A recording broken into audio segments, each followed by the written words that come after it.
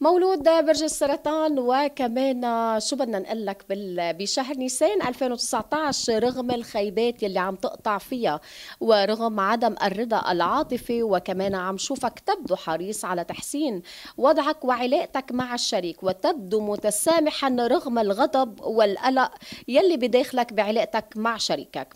وكمان عم نشوفك قد ترهق نفسك وتجتهد لمنع مخاطر الفراق بيناتكم، وكمان لربما تستعين بأحباء أو عائلة الشريك أو التقرب من عائلته مثل ما بيقولوا لتقريب المسافة بيناتكم.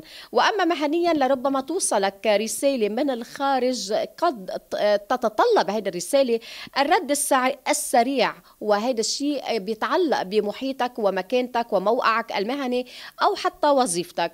ولربما كمان تظهر لك مشكلة سابقة كنت أنت اعتقدت أن انتهت. وكمان عم نشوف مولود برج السرطان بشهر نيسان لربما يستبدل صديق قديم أو وجوه قديمة بناس جداد ووجوه جداد، وبالإضافة لارتياحات مالية مقبلة ومراجعات صحية، وكمان أنه هالمراجعات الصحية ما بتخوف.